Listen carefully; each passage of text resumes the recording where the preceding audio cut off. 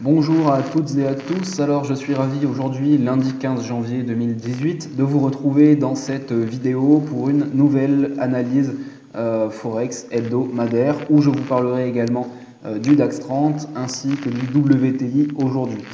Alors tout d'abord, beaucoup d'entre vous ont remarqué que j'ai un petit peu tardé à reprendre ces revues de marché hebdomadaires après les fêtes de fin d'année, puisque à l'occasion des fêtes de fin d'année, j'ai réalisé une petite pause et c'est quand même bien normal, je l'avais annoncé. Mais ensuite, au cours des 2 week-ends derniers, j'ai trouvé très peu de temps pour me consacrer à la réalisation de ce type de contenu. Voilà, donc la pause a été finalement un petit peu plus grande que prévu, mais je suis bel et bien de retour et le rythme sera tenu pour les semaines à venir. Je publierai ces analyses de marché hebdomadaires au cours de tous les week-ends avant le dimanche après-midi.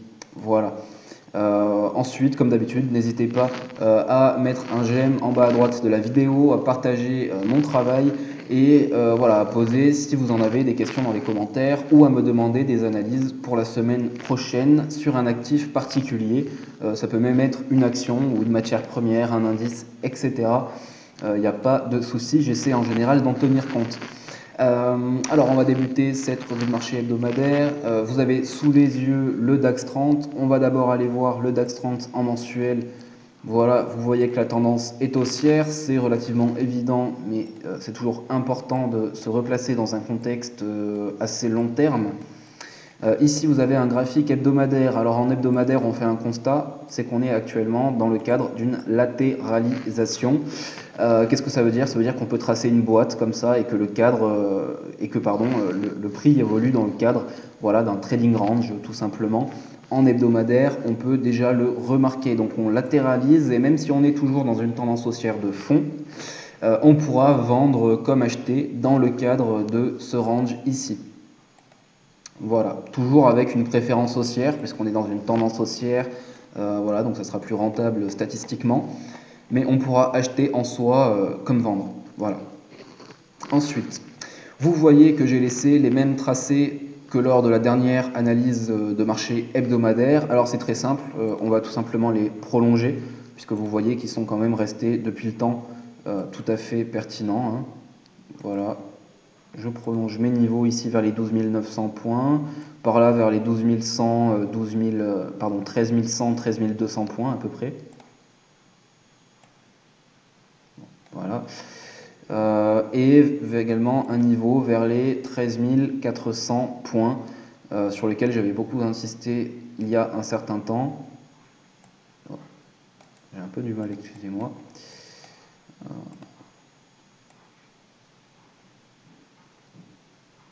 Voilà. Donc ici, on voit donc les niveaux les plus importants sur le DAX 30. On remarque qu'on est en tendance haussière de fond dans le cadre d'un trading range à plus court terme. Par conséquent, on essaiera, si possible, de privilégier des achats. Moi, personnellement, j'ai un point pivot ici assez intéressant.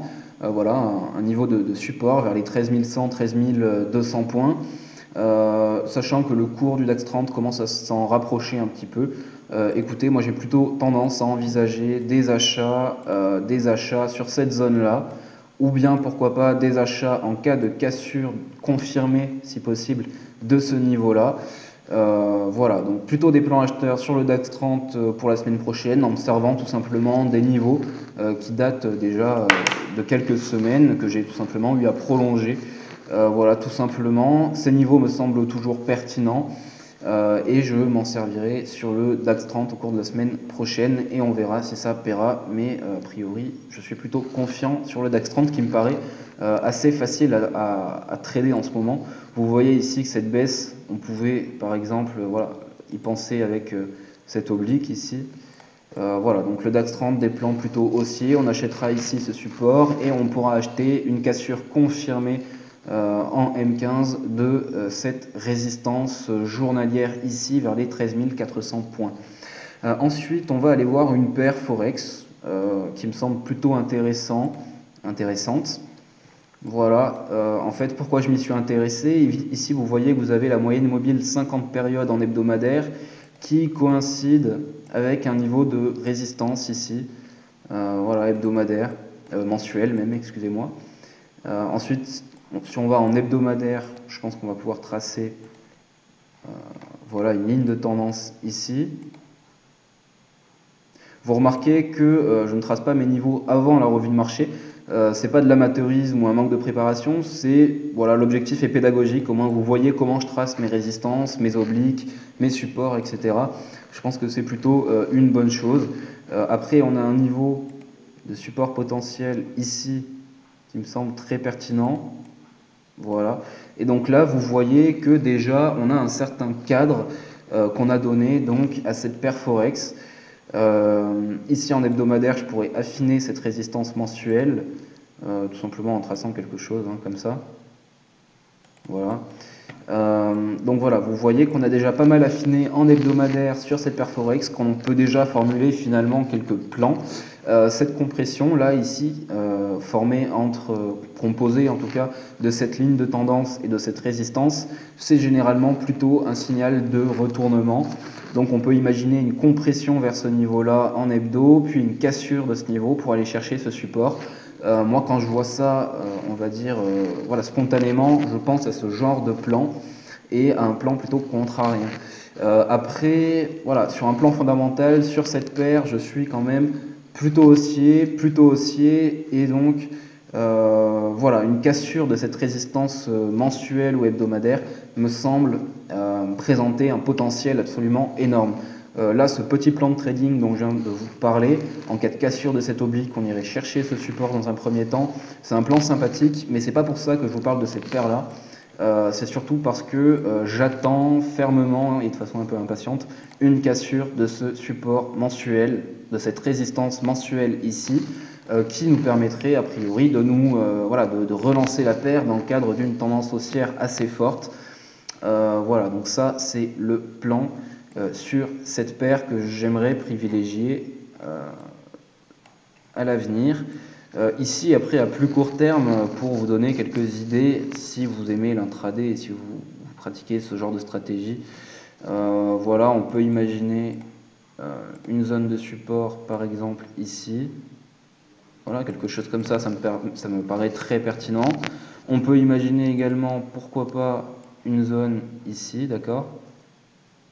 Voilà, donc là on est tout simplement hein, dans une compression comme vous le voyez en H4. Une sortie haussière pourrait nous permettre de rallier très rapidement les derniers plus hauts. On prendrait des bénéfices, en tout cas c'est conseillé, et on attendrait de voir la réaction sur ces niveaux-là, sur cette résistance mensuelle ou hebdomadaire, en attendant éventuellement une cassure de ce niveau. Je n'ai pas en l'état des choses de plan baissier, c'est-à-dire que si on casse ce support-là, je recommande pas forcément de réaliser des ventes. Voilà, le plan il est plutôt haussier. Alors on attendra une cassure confirmée de ce niveau de résistance pour aller chercher les derniers plus hauts vers ici, voilà, dans un premier temps. Et ensuite on regarderait la réaction sur ce dernier plus haut et sur cette résistance mensuelle.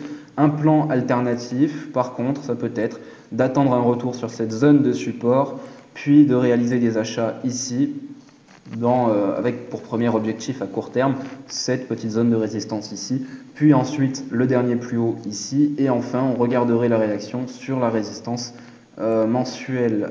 Voilà, donc les achats pourraient être réalisés dans ce type de configuration là. Voilà, pas de plan baissier pour l'instant sur l'AUD Yen. Enfin, je veux vous parler du pétrole WTI. Alors le WTI, on va aller regarder ça en UT mensuel. Je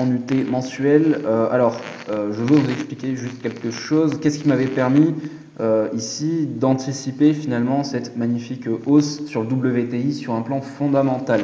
Alors il y a quelque chose de vraiment central, il y a beaucoup de choses, le contexte par rapport à l'OPEP, etc., au Moyen-Orient, sur un plan géopolitique, mais voilà, essentiellement, quel est le point essentiel qui m'a permis d'avoir une très très forte conviction sur cet actif, sur le baril de pétrole US? Eh bien, c'est tout simplement que les matières premières comme le pétrole, pour être extraites et donc produites, et donc pour alimenter le marché du pétrole, il faut des investissements.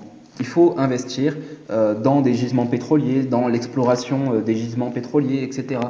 Ça demande de très forts investissements d'exploiter du pétrole, et de plus en plus aujourd'hui, avec la raréfaction des stocks, il faut aller chercher toujours plus profond, toujours plus loin dans les océans, etc. Donc ça demande quand même des investissements de plus en plus forts. Par conséquent, quand on a une baisse comme ça, ici vous le voyez, du baril de brut US, qu'est-ce qu'on peut se dire? On peut se dire que les investissements vont être moins rentables, puisque le prix qu'on va exploiter, le prix du produit qu'on va exploiter grâce à nos investissements dans les gisements pétroliers, le prix est beaucoup plus bas, donc ça va être moins rentable. Par conséquent, là, à partir de ces niveaux-là, les investissements sur le pétrole se sont raréfiés, il y en a eu de moins en moins. Par conséquent, quand on investit moins dans la production et l'exploitation des gisements pétroliers, la production diminue. Or, au bout de plusieurs années, avec des prix du pétrole très bas, eh bien, la production, les investissements diminuent de telle manière que la production diminue vraiment fortement, et que donc une hausse ensuite est absolument inévitable. Voilà, tout simplement, et c'est le fonctionnement cyclique de beaucoup de matières premières.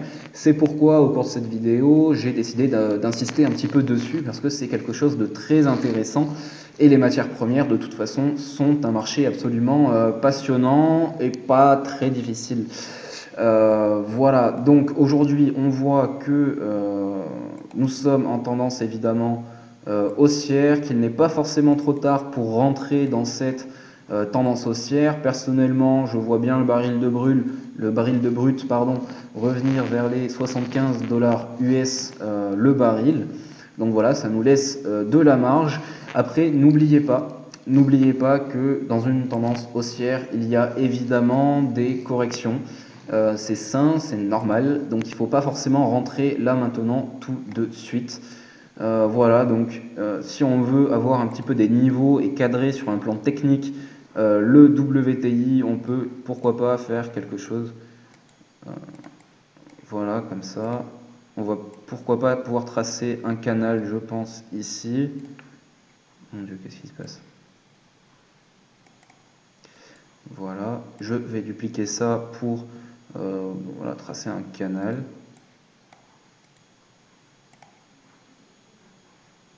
Voilà, on peut avoir quelque chose comme ça. Les canaux sont très importants. Voilà, pour essayer de trouver des timings d'achat intéressants, pour prendre des bénéfices. Pas vraiment en cas de cassure, ni haussière, ni baissière. C'est surtout pour un petit peu comprendre visuellement, comprendre visuellement le momentum d'une tendance.